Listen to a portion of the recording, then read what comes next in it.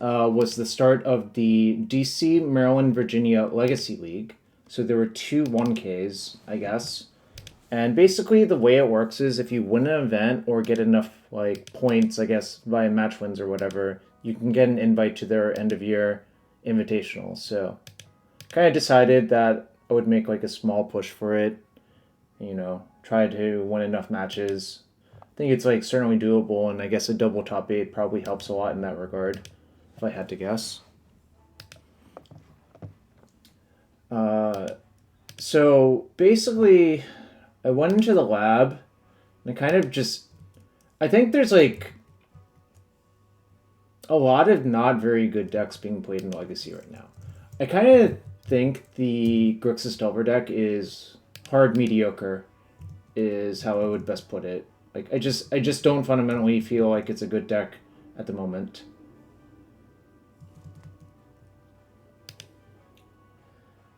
So that's part of what I am thinking about right now. So I was looking for other options. I think the Dimir Scam Reanimator deck is actually quite good. It has like a small Reanimator package with Entomb, you know, Atraxa, one Gristlebrand, or one Atraxa, one Archon Cruelty stock. More on that, I kind of think the deck should play one Gristlebrand, probably.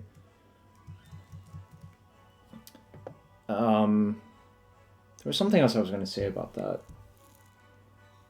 Oh yeah, I think the reason I think the Dimir Scaminator deck is so good is that it can also just pivot to just being a scam deck post board and not really use its graveyard, which I think it's a really, really, really strong quality in a deck to be able to basically avoid the major angle of attack that the deck has pointed on it. This is the best way of putting it, I guess.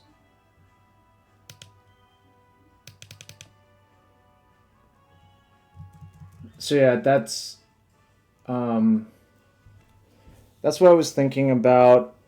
So I almost sleeved up that deck on Sunday, but I also had this like idea in my head that you could play sort of the Scion, Leyline of the Guildpact stuff that has been doing well in Modern, but make it a lot better in Legacy because, well, I think there's a few reasons. I actually think like sweepers in general are at an all-time low, so it's actually pretty difficult to remove Scion plus Leyline of the Guildpact for most decks. Like, I think the most common ways that creature gets killed are like Sheoldred's Edict. Yeah, I guess it's just mostly Sheoldred's Edict is the primary way to kill it. And also, like, the Leylines having the buyout of being pitchable to Solitude or Forcible, I think is also a very appealing aspect of the deck to me. Just Meltdown for X equals 12? Well, I don't think that's going to work very often versus my deck, but sure. And then the question is, once you say, okay, we are Scion Draco, Scion of Draco plus one of the Guildpact, plus Forces, plus I guess Triumph of St. Catherine is the new card as well. I think Up the Beanstalk is just a very natural inclusion and lets you win a lot of games that are really hard to win otherwise. Basically, like, I think the way I view this deck is a big Jund deck, essentially. Like, Beanstalk lets you outgrind a lot of people pretty easily, barring, like, Narset or Hullbreacher from your opponent, which would be the enemies of your deck, is what I would say.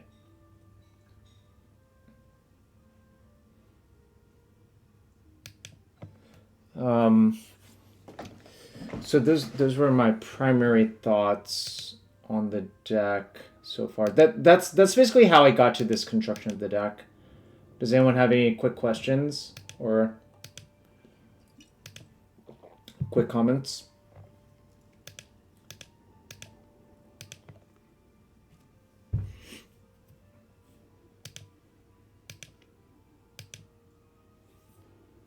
We'll talk about the matches in a bit. Kind of a little bit of funny stuff went on.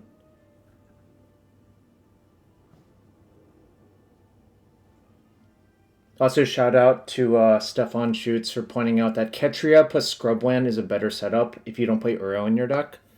Mostly because Ketria Triumph is a really useful win in the deck. Before I think I had Xander's Lounge plus Savannah, which is worse. Does the blue card count feel large enough? Well, Leyline the Guildpact is also like extra blue cards, right?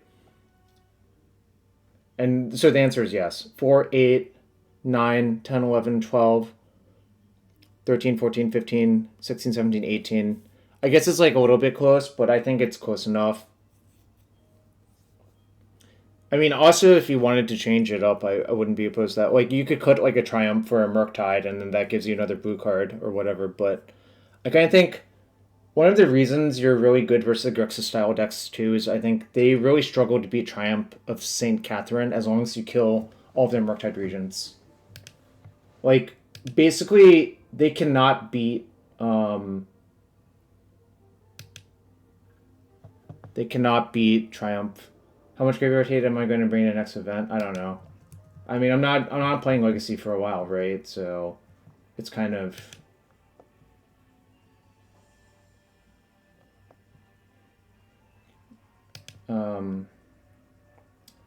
it's kind of like weird to think about that. I also do think I might just play the Scaminator deck a little bit IRL as well. I do like the deck.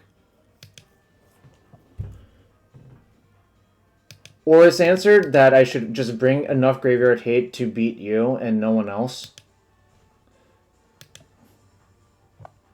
The problem is, like, even if you have a ton of graveyard hate, it's not even that good versus the Scaminator deck because they'll just side into, like, Voidwalkers and Shieldrids or whatever and, like, beat you that way, you know?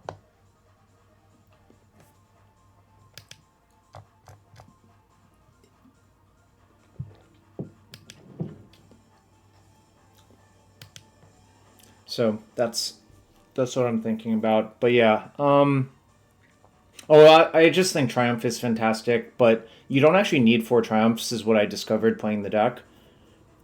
I think you also don't need the full 4 Solitude, so I just have a 3-3 split, 4 Scions, and a Murktide, which I think is... It's like a little bit light on the... It's a little bit light on the win cons, but I don't think you need like an insane number of win cons, frankly. Like I think 11 is good enough, is how I would put it.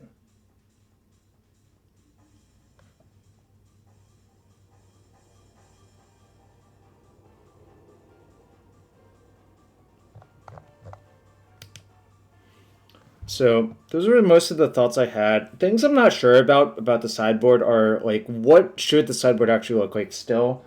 The cards I'm pretty locked in on are 2 Containment Priests and 1 Grafdigger's Cage. I also think the double Force of Vigor is quite good right now. If you ever play a Beanstalk Mirror and you have access to Force of Vigor, it's just like so bananas. Is the best way of putting it. Because just killing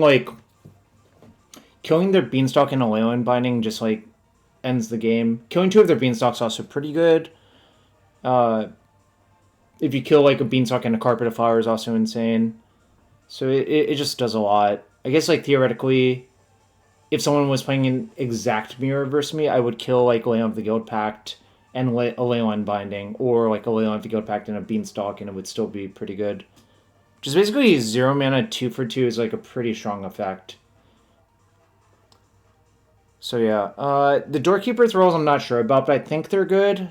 They have a lot of like small applications and some big ones. The bigger applications for that card are Muxus and Death and Taxes. I don't think either of those, like, if you put a Doorkeeper Thrull into play versus Death and Taxes and you protect it from swords with your forces and stuff, I think it's not very easy for them to beat you because most of their cards don't do anything. A lot of the power of Death and Taxes, I think, is in the fact that their creatures accrue value by having come into play effect. Well, yeah, obviously Thassa's Oracle, but that's like... I haven't seen a Doomsday deck in a while, frankly. But yes, Thassa's Oracle is a matchup where I would have Doorkeeper throw in. But also I was thinking about it more. The more and more I play against like the Scam or Reanimator decks, I kind of think Doorkeeper Throw is okay versus them if you can kill the Archon of Cruelty with Source of Plowshares immediately afterwards. Because if you can't, like, then it's... The work is kind of undone very quickly. So Kozilek's Return is a card I've gotten a lot of questions about, frankly. I think the K Return is good. Again, similar matchups, mostly Death and Taxes and Turbo Muxus. I would have it in my deck for Initiative and Moon Stompy as well, because I think their creatures tend to be pretty small. And instant speed for K Return is really, really, really good, I think. So that's why I play K Return. I was looking for sweepers I was allowed to play. Oh, the other thing about K Return is it doesn't really kill any of your creatures except for Solitude, and it's kind of easy to plan for that. Like, I just won't cast my Solitude before I cast K Return most of the time. And it usually works itself out. Let's see. Yeah, Endurance, Force of Negation. I think you need a second Force of Negation for spell combo. I think you need Hydroblasts, because I think Blood Moon is your worst enemy, is my suspicion. Like, without Leyline of the Guildpact, I think Blood Moon is just really, really, really hard to beat. No, K Return does not work with Scion, because Scion is not an Eldrazi. If that makes sense. If Scion were an Eldrazi, that would be pretty funny, but then it would trigger a K Return, but honestly, like, I don't feel like you need a sweeper that kills big things, because I think your deck is good at killing big things. I think your deck struggles at killing a bunch of small things really efficiently. So that's why I have the K Return as well. Yeah, a lot of people thought that, and I'm just like, that's not the way that that deck works.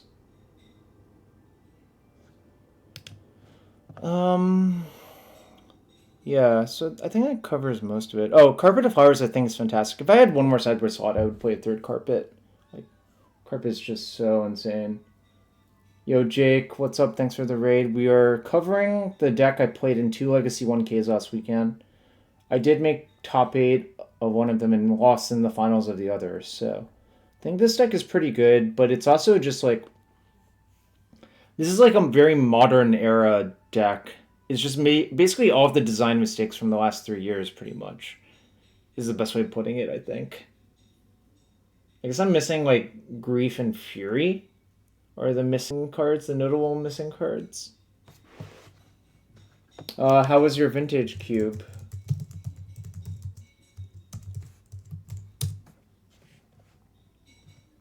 Depths and I play those when I think they're well positioned. I do not think they're particularly well positioned, Oathbreaker, but also I hope, like, what's the best way of putting this?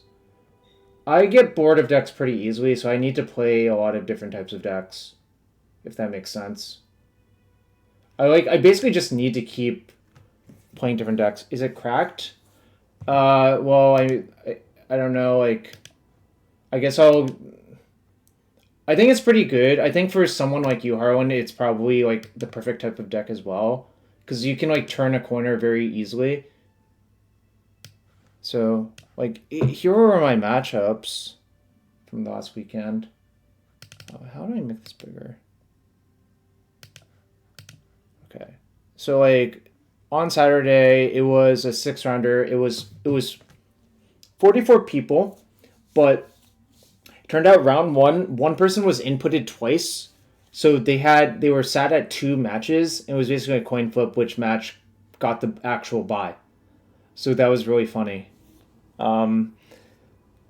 Notably, this 1K allowed proxies, so that's why they didn't want to use Companion to run the tournament. I don't really know what would have happened otherwise, but... So yeah, that person was apparently playing, like, Jeskai tempo. I don't know. I didn't really get to see all of their deck. And I kind of think the way this deck is built, you're pretty good versus most of the, like, Delvery style decks, because you have, like, 4 plows, you have Leyline Bindings, you have Solitudes, you have up the Beanstalk to grind, which I think is pretty important. And you also can just, like, Mise them Splinter Twin style with the Leyline Scion, because I think a lot of those style decks are pretty cool to that. Round 2 I played against Sneak and Show. I think that matchup is like probably not very good in game 1. If you use Companion, had a sanction advantage on a lot of proxies, you could get your WPM status taken away. What if the source wasn't WPM premium? Oh, I guess it doesn't have to be premium or not. It's just in general, right? I see what you're saying. Okay. Got it. So that's why. So yeah, we basically had a third-party site where the pairings were like, A, they were not delivered to my phone. B, it was just on like a projector and the font was pretty small. So it actually hurt my eyes to look at the pairings looking for my name. They also could only show 11 tables at a time, and there were 22 tables. So half the people just had to wait for their pairing. Like, because they let the first 11 tables get seated, then the second 11 tables get seated, and I'm just like, oh gosh. Surely there was another way to do this. But besides that, I think the event was pretty well run, frankly. You know, I won't really complain too much about it, you know. I mean, it's just awesome to see local Legacy actually supported, because it doesn't always happen, especially in this era, you know.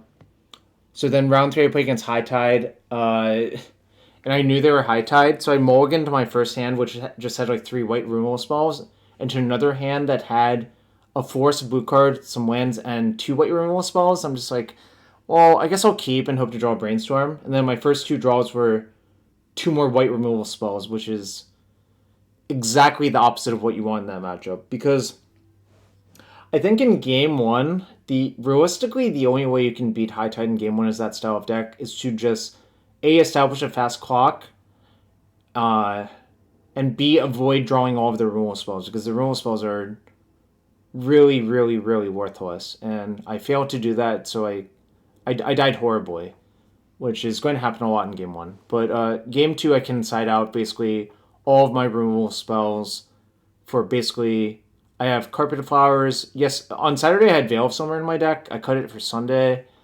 I was not playing Pyroblast because I basically viewed the deck as a Bant deck, touching red and black. So if you view your deck as a Bant deck touching red and black, Pyroblast is kind of a stretch on the mana sometimes. I mean, you could still play the Pyroblast.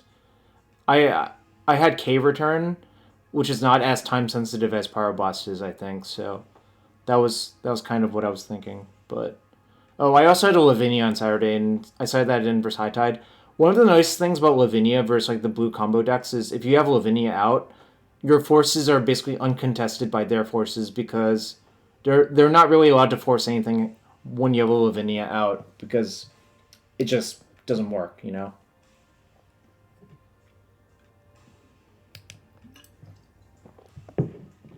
Round 4 I played against Selesnya Adepts.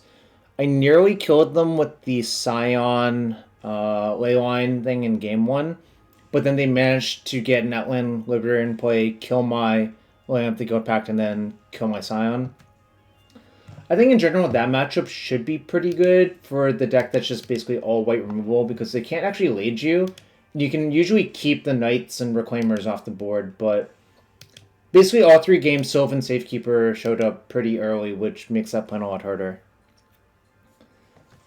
And then, so I don't know. I lost game 1 basically because they killed my threat, and then basically they had a big board and I didn't have anything left over, so. Then, since it was 44 people, I ran the numbers at 4-0. It looked like I was safe to double draw, so I did. Then I played against Rakdos Reanimator. It kind of looked like they were a Scaminator too. It might have just been the Canister deck, I guess. I wasn't really sure. Well, I was mostly confused when they didn't fetch Gristlebrand in game 1 versus me, is what I would say. But maybe... No, I don't think they played this. That does not look like what they played. Maybe it was this version. Okay, I think this is probably close to what they played. Although the numbers are kind of weird here.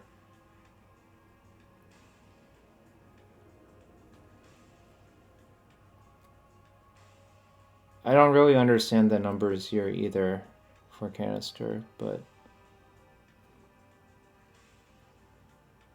just because I don't understand doesn't mean they're not right. It just means I don't understand how this deck was constructed, is how I would put it. But anyways, Wasteland is really, really, really good out of the sideboard in these decks when you want to pivot. Also, like, I guess the Dimir Scaminator deck just has 4 main deck Wasteland. I think that's a really, really, really smart inclusion in the deck, generally speaking.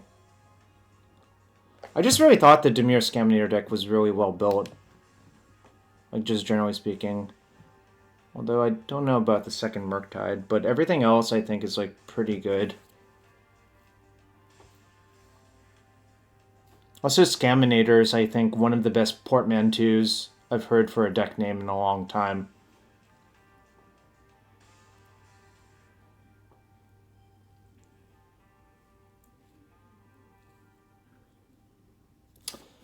But yeah, I kind of suspect I'm slightly unfavored versus that type of deck as this deck. If it might even be worse than slightly unfavored, I'm not really sure. Like it's kind of hard to tell with small n sometimes. Alright, let's go back to the deck real quick. Wait, why did I get booted? Okay, we'll just go back.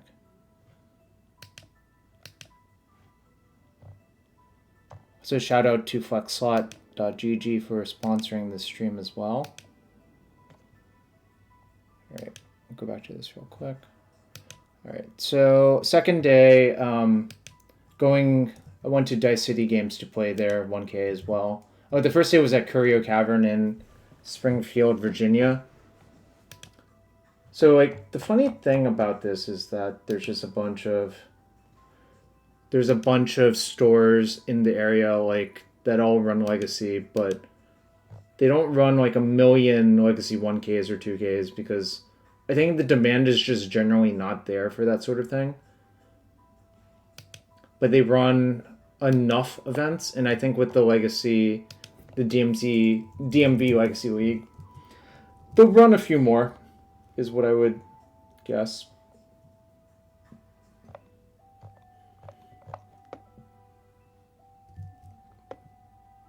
So the second day, so I kind of knew for a fact that 2 Death and Taxes players plus 2 Muxus players would be there at the store, and it was a cap of 32. So if you think about it that way, 4 out of 32 people were going to play decks that have like significant come into play triggers or whatever, and are also soft to like red, like are soft to Kozilek's return. So that's why like I had the K returns both days, but then the second day also the shop had Doorkeeper Thrulls for me, whereas Curio Cavern did not, so that's why I didn't play them as well. I think this card is just good. Like, it's not quite as hateful as Containment Priest, but it's a pretty annoying card for a lot of decks to play against. Obviously, it's like not synergistic with Solitude, but that's fine, I think, because it does more to hamper the decks I'm playing against. I mean, I'm going to have Solitude and Doorkeeper Thrull in play, or in my deck at the same time, is how I would put it.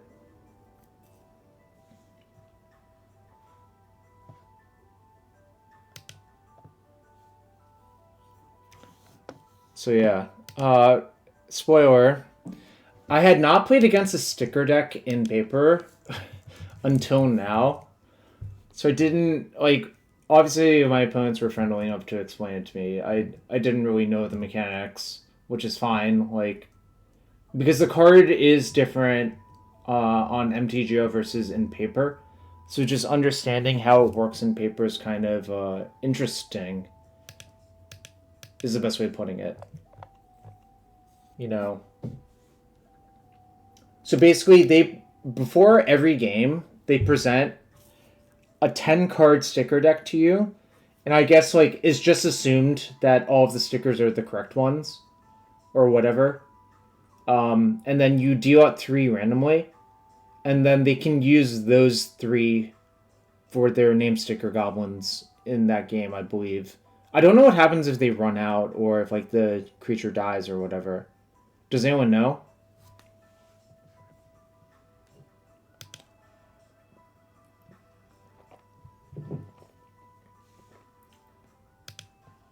I'm waiting for an answer if anyone actually knows. If the creature dies, the sticker stays with it? Okay. So, if all 3 stickers are used in a game, what happens if they play a 4th name sticker goblin?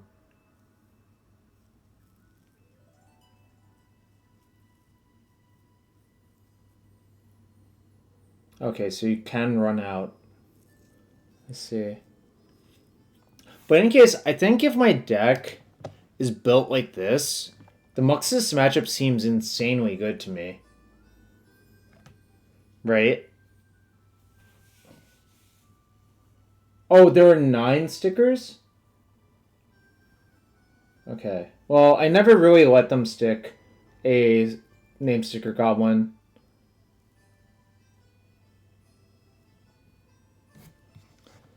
Okay. For those of you who don't know, let's look up this card. Underscore goblin. Where is it? Oh my god. Did this parse this as a regular expression? It kind of looks like it did. Alright. Name sticker goblin.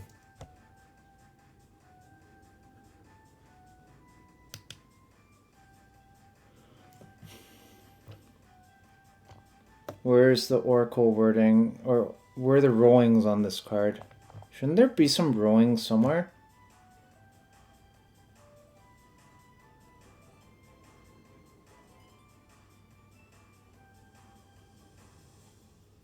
So, question.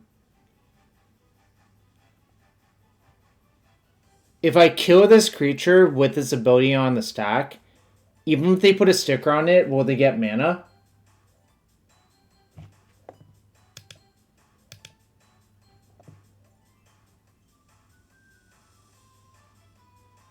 No mana. Okay, so it's identical to the MTGO implementation then. Got it. Yeah, I was wondering about that. Like, obviously the MTGO one's weirdly named as well, but that's cool.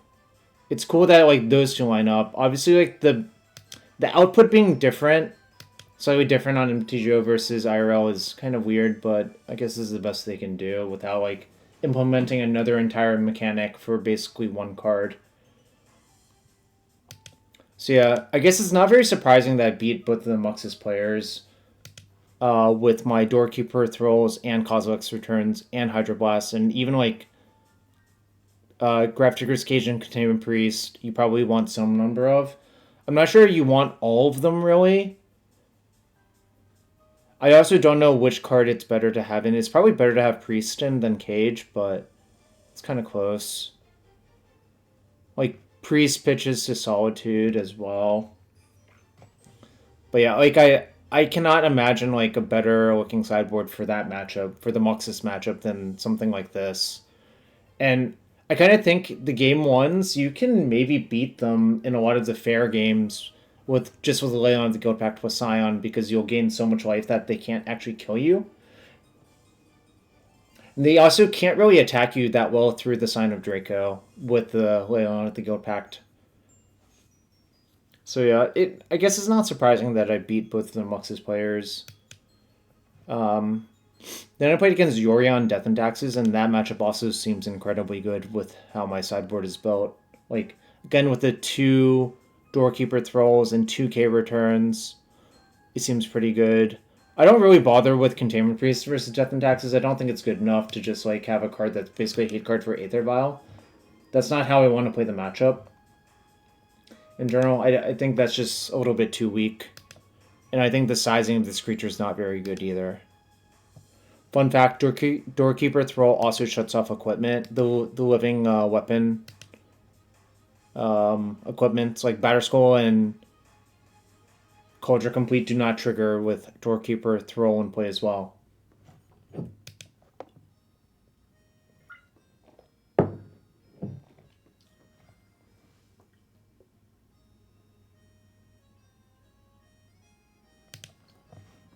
so that's what I'm thinking. Yeah, I'm trying to remember if anything interesting happened. They mulliganed both games. And I think they had a tough Thoughtseize decision in game 2, so I think that's kind of what happened there.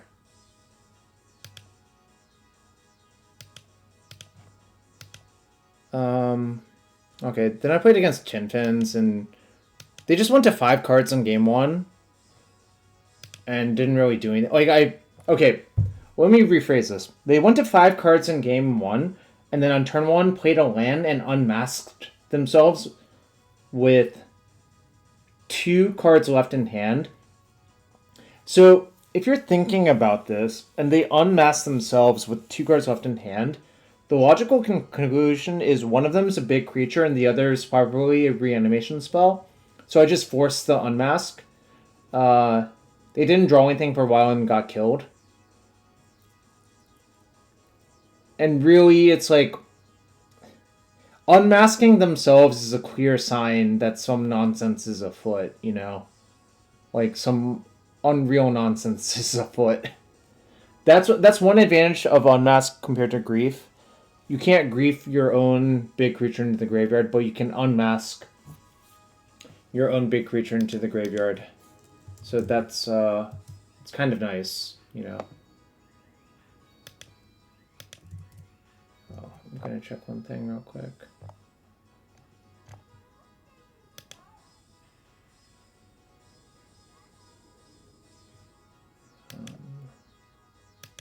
There we go. Oh, also shout out to So Many Bits for donating $50 to the cancer campaign. I just saw that now. Friend of the stream, So Many Bits. So yeah, Tin Fins game 1. Game 2, I mulliganed once. They griefed me on 1. I didn't have a graveyard hate card.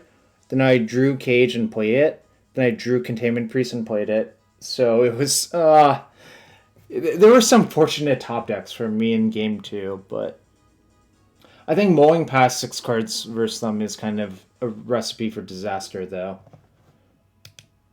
I also knew that they showed me Watery Grave in game 1, which probably meant sideboard show and tell. So I just had my, Priest is better than extra graveyard hate there. In general, I like Containment Priest a lot more than most people, I think. I just like it for its, Green Sun Zenith, Sneak Attack. There's just so many things I like the Priest against, I guess.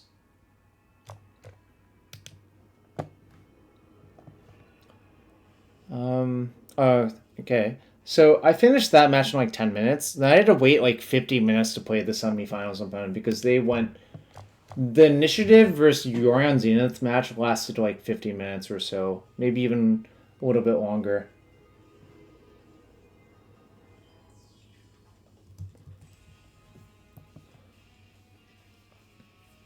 But I didn't know what was going to happen in this match because I didn't know exactly how their Yorion Zenith deck was built. But in game 1, they were kind of soft to Scion Leyline as well. But I kind of think a lot of that matchup is just about unanswered Beanstalk from either side. And I had a Beanstalk going for a long time. Game 2, they just got a huge Beanstalk advantage and I kind of got killed.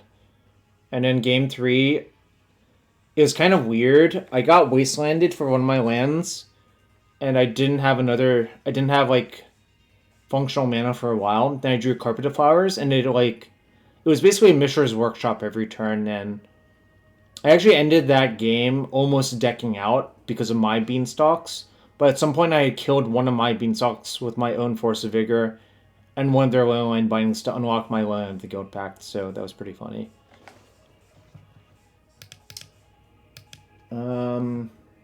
Yeah, in the finals of Dimir Scaminator, I kind of just got destroyed. The games were not particularly close, you know? And I think that's one of the nice things about Dimir Scaminator.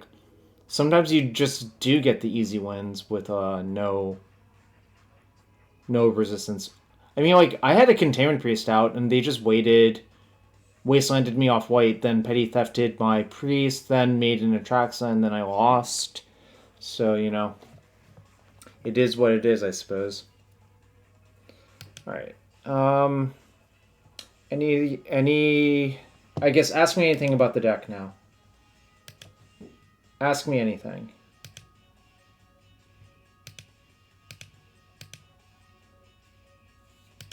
I'll give like 5 to 10 minutes of questions.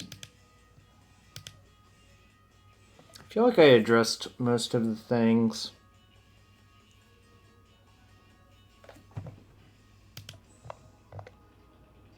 Yo, shout out to Storm Thief for donating $10. Thank you very much. If you want to be as cool as Storm Thief, check out that donate link below. New or old border sides? I use whatever the original art is. I guess this is new border, technically. These are new border. Yeah, basically everything. Well, the Ponders and Brainstorms, I guess, are... I have Chinese FBB plows. My dual lands are FBB German. My fetch lands are from Onslaught in Chinese. The Ketria Triome is probably the ugliest card in my deck. Let me see if I can show you real quick. I should be able to pretty easily. Open a new tab. So, you probably can't read this. That is Chinese. It's also the really ugly art. Do I have a problem dealing with opposing Bowmasters? I think you can just overpower that card, generally speaking. As long as you don't run a Brainstorm into Bowmasters, I think it's fine. Like, I let someone get like a 5/5 army and I just killed them through it. I mean, eventually you're going to have to kill it at some point, but it's not the end of the world if like a Ponder gets hijacked or a Beanstalk trigger gets hijacked. I don't have any small creatures in my deck for Bowmaster to kill, is one of the things.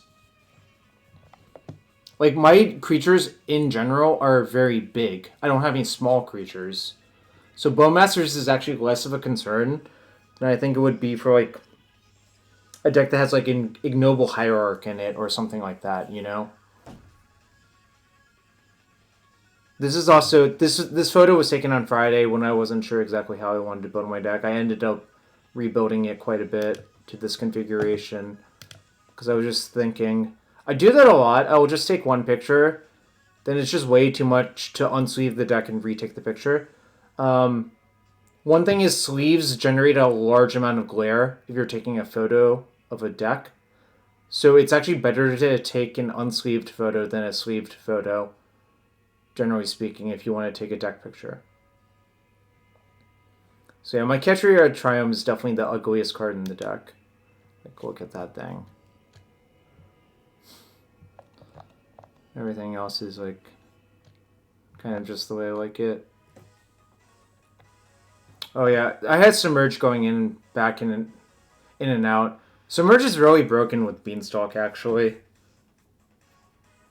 So, I don't know, I might sneak that one back in for future tournaments, but I also might just play a different deck because, like I said, I get bored really fast. I might just, you know, do something different.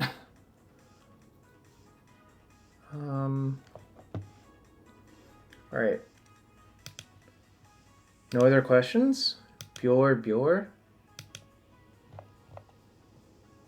Yo, $25 anonymous donation. Thank you to Anonymous, whoever you may be.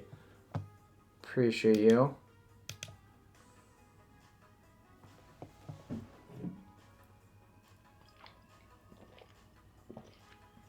Did I have fun? Yeah, I enjoyed playing the deck for 2 tournaments. I just want to play a different deck now, DJ Tekla. If that makes sense. A card I almost played was actually Fire Ice, but I think it's just too underpowered for this format. I think if I were going to play an extra answer to Bowmasters, it would be like 1 Fire Ice. But I think it's just not good enough for Legacy to play that card, if I had to guess. Like, the bar for putting cards in your deck in Legacy, I think, has to be fairly high. or it has to be like... Unironically, I think it has to be a Splinter Twin situation where the sum of your cards is higher. I have 8 answers. Isn't it more? I have 4 Plow, 4 Binding, 3 Solitude, 4 Forcible. I mean, yeah, I have a lot of answers. It's just sometimes it's inconvenient, is what I would say. How's the Thai food? So, sad part. Storm Thief. By the time I finished my finals match, the Thai place was about to close, so we went to an Irish pub instead. And I think Katie and Toast were happy with their food. I got what I usually get there, which is a Guinness stew. And Katie also got the Guinness stew. I think Toast got a Reuben, so... The problem is the Thai place closed at 9:15 and my match ended at like 8:40. I don't really want to go to a restaurant like 30 minutes right before they're about to close. It just feels kind of weird and not very respectful of the wait staff or people working there, you know. Whereas like the Irish pub was open until 10, so it was fine.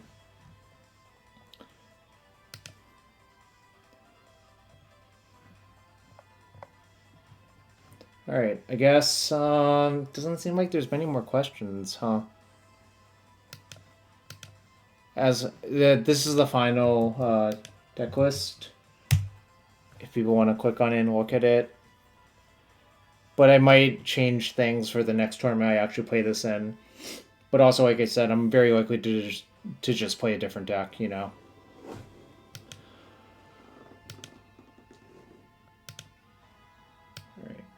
I'm good there. K-Return, it was very good for me. I just want a sweeper that doesn't kill my own stuff. And also, I want it to be able to kill Magus of the Moon. It is kind of weird that it's on my splash, because I only have a Ketria Triumph and a Volcanic Island. But I think generally it'll work itself out, because I have 8 fetches and 2 Lorien revealed. I think you can cast K-Return often enough. I mean, I played against 2 Muxus and a Death and Taxes player day 2, so it's just like, if... Of course I'm going to think K-Return's good, right? But I also had those matchups in mind while building my deck. I don't think I really like playing Terminus or Supreme Verdict, because... Well, I think, first off, if I were going to play a non-K-Return sweeper, it probably would be Terminus. But I don't like how... Basically, I'm a play-to-the-board deck as well. So I don't think playing something like Terminus is great very often. I kind of just want my sweeper to be one-sided. This is similar to why I've played Rough Tumble a lot in like Delver sideboards as well. Like, K-Return basically serves that role, except it doesn't... The card it kills in my deck is Solitude, but I think you can plan around that, essentially. I don't think K-Return killing Solitude is a deal breaker. Moreover, actually, if you have Leyline plus Scion out... Wait, hold on. No, never mind. Never mind that. Or, I guess let me check. No, okay, yeah. Okay, just plan around your Solitude... If you have K-Return in your hand and Solitude in your hand, just don't... Try not to use it until after. Or try to use the K-Return first, then the Solitude later.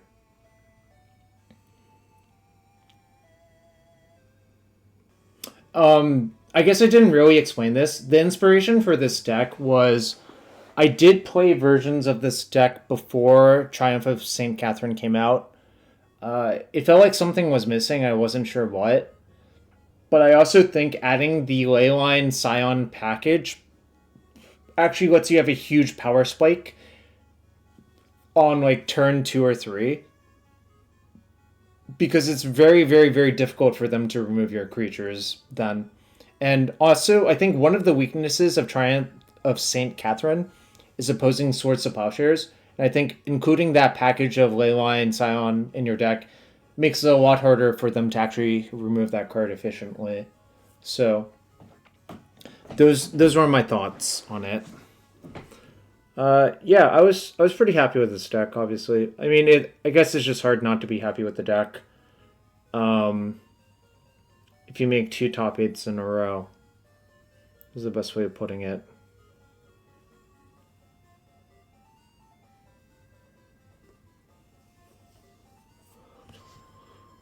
Yeah, so I guess that wraps up it, unless if anyone has any last minute questions about the deck.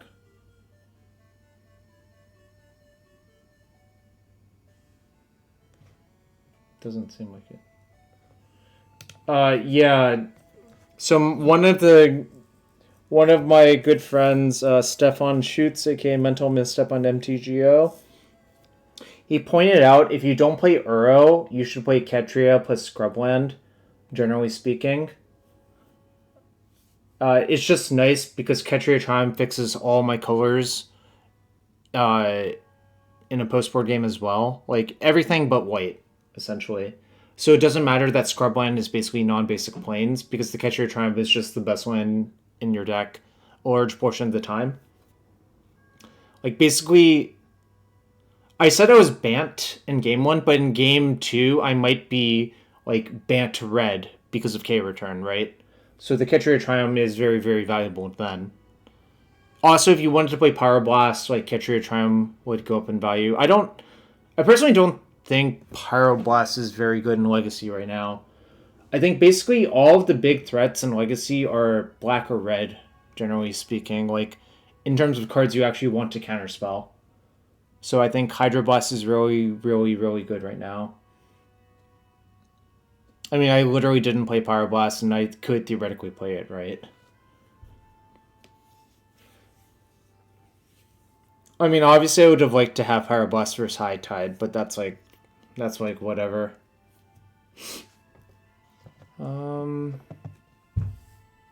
Endurance was really... I don't know, like, Endurance is just like another anti-graveyard card that has utility in other places, so I think it's good to play 1.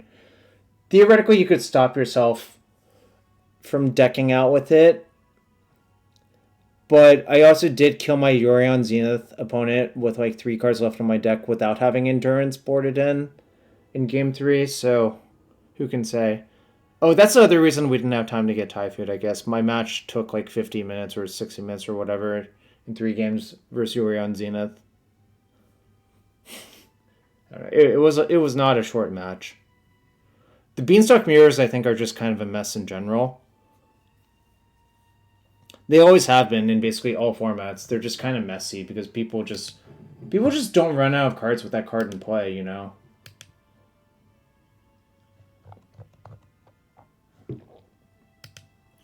I think that's a function of the card plus Leyline Binding being such a natural fit and just like generating so many resources, you know? Like that's kind of why like the standard domain deck is good as well. Like it's a Beanstalk Leyline Binding deck, you know. Yo, what's up, Seth? Thank you. So yeah, this deck was really nice, and I don't know if people can try to fix the sideboard. I'm not sure like if this is actually 100% correct, but you know I think it was close enough. I like Force of Vigor better because it costs you 0 mana. But Ray of Revelation's close as well. I mean, I'm a big fan of the original Ray of Revelation from Judgment. This art is so, like... I love this art. I don't really understand what's going on in this art, but I love it. I wonder if I can find a Chinese one at some point. Oh, they don't even have the text. Biraj, for you, I would play Death and Taxes. I also think Death and Taxes is a better deck than Dark Depths currently, personally.